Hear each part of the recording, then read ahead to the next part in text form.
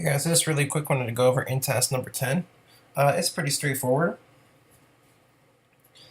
So, and also as a disclaimer, this is a good one to use if you're choosing a volunteer experience to use for your decision point one artifact, because this idea of leadership roles and taking opportunities to immerse yourself within, let's say, like your community that you want to work in, or things like that, the immersive experiences and such.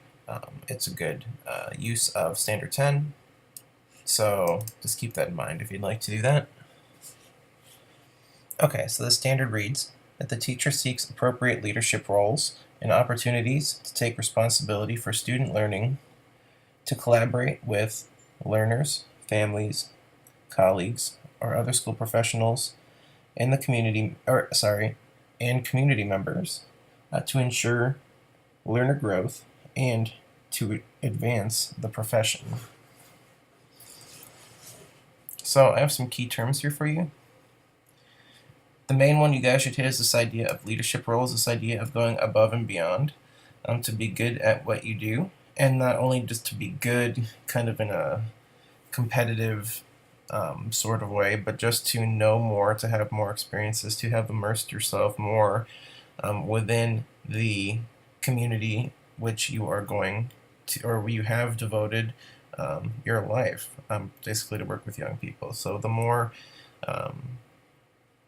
immersed you are, the broader range of perspectives, and also the more knowledge that you have gained from said experiences. And that's more than just, let's say, like, coming in when you have to come in and then leaving when you have to leave Monday through Friday, and then that's it. This idea of taking responsibility for student learning, you can kind of combine that with this idea of leadership roles up here at the top.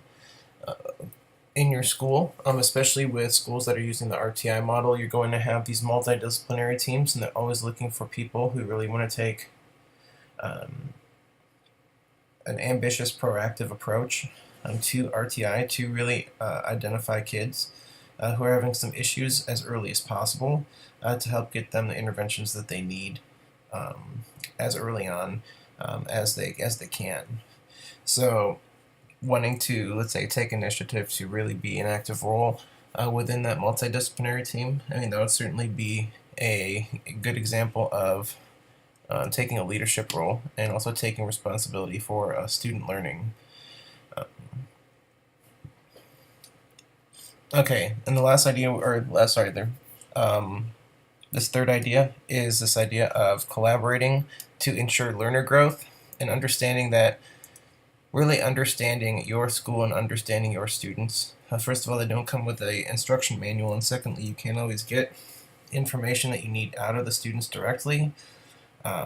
Understand that we are in one player in a team game. Not to be cliche about the whole, like, it takes a village story as a child type of saying. I know it's cliche, but it's somewhat accurate. The more information we have and the more resources we have, we basically developed a network of support for that child. And even though the child may move on in grades, we can certainly remain, at least to a small or extent, at least where they're still in our school, in our building anyways. But anyways, we can collaborate with not just learn from our students, we can learn from the students' families. We can learn from potentially other teachers that student has, other school professionals. That could be the nurse, it could be guidance counselors, it could be the administration, and also community members. That could potentially be a pastor, reverend, or other spiritual leader. It could potentially be a youth center worker. It could be it could be a caseworker. It could be any of a number of things. But any members of community organizations that may work with students in your class, maybe it'd be worth our time to take an hour a week to go see what they're all about, or maybe to help to get some more perspective about what that organization is really all about, so we can learn more about our kids as a whole. Okay, and then lastly, we have this idea of advancing our profession. And teaching is, we talked about this a little bit in 9, but teaching is kind of a hybrid because it's not quite art, but it's not quite science. There are scientific theories and not necessarily theories, but there is scientific best practice and research-based practice and things like that in education, but we also recognize that teaching styles and being able to vary our own teaching style is not only a good idea, but necessary in certain circumstances, depending on the type of learning activity that you're trying to execute in your class. So this idea of trying to advance anything you can do to advance your profession, anything that you can do to make yourself or the people around you better at what you're doing.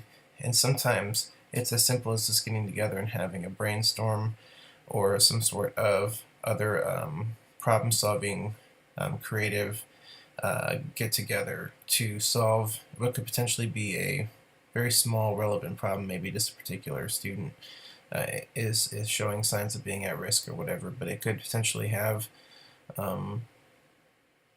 long-reaching effects. I mean, a model of a program that you use for one student, somebody could find a way to kind of systematize that school or district-wide, and that could potentially be, I mean, keep thinking of new things because the next thing is out there and we don't quite know what it is, and sometimes it could just be 85% of something that exists that is somehow, tweaked and improved by 15%, but it makes all the difference.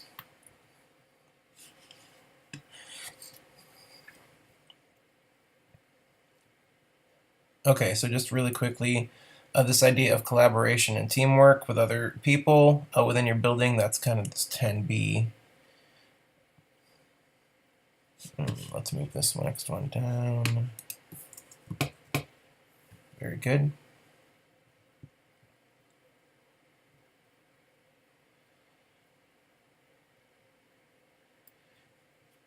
This 10I kind of goes along with this idea of advancing our profession, where we seek appropriate opportunities to model effective practice for colleagues. So we're basically making the people around us better and making, ultimately, teaching as a whole a little bit better.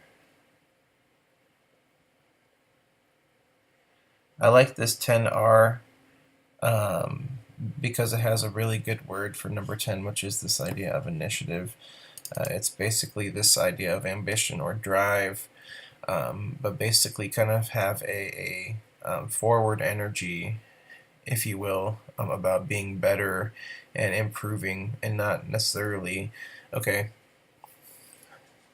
So initiative and momentum are kind of are similar terms. Momentum is more of a physical term, but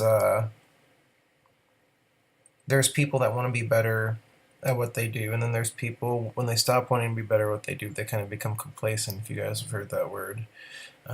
So a person with initiative is not very complacent. They're not going to sit there on laurels and be like, I'm good enough and I'm just going to call it a day.